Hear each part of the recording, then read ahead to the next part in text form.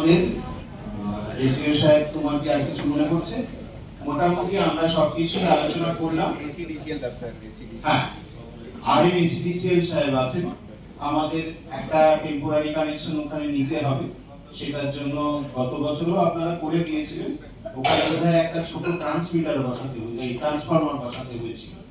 তো সেই রকম এবারেও করতে হবে, কারণ লোডটা অনেকটাই হবে, সেই জন্য এই ব্যবস্থাটা করতে হবে। আমরা আমাদের যে কাজ পেয়েছে তাকে বলেই দিয়েছি, সে আগেরবারও করেছিল, সে জানে, সে যোগাযোগ করে নেবে। আর আরেকটা জিনিস আমরা এখনো পর্যন্ত যেটা বলে উঠিনি, সেটা হচ্ছে গতবারেও যেটা বড় আকর্ষণ আমাদের অনুষ্ঠানে ছিল, আমাদের মেলা ছিল, সেটা হলো সন্ধ্যেবেলা সাংস্কৃতিক অনুষ্ঠান।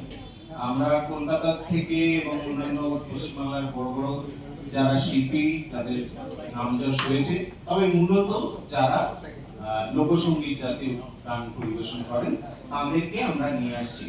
এবারেও নিয়ে আসবো, 7 দিনই অনুষ্ঠান থাকবে, প্রতিদিন সন্ধ্যাবেলায় আমাদের অনুষ্ঠান থাকবে। অনুষ্ঠানের কারা আসছেন এক্ষুনি ভাঙছি না, ওটা আমরা প্রমোশনে আস্তে আস্তে ভাঙবো। তো আসবেন যারা, তারা সুনামধন্য লোকেরাই আসবেন, এটা জেনে রাখুন। গতবারে এসেছিলেন, এবারও সেই রকম লোকজন আসবে।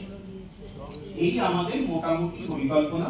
অন্যান্য দপ্তরদের আমি আশা করব, গতবারও যেরকম সহযোগিতা পেয়েছিলাম, একটা সুন্দর মেলা আমরা করতে পেরেছিলাম, এবারও সেটা করতে পারবো।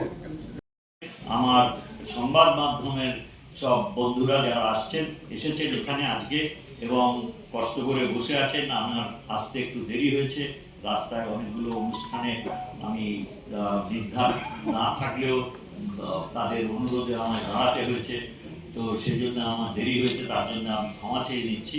কিন্তু আপনাদের সহায়তার উপর নির্ভর করবে এই সৃষ্টিশ্রী মেলার সফলতা।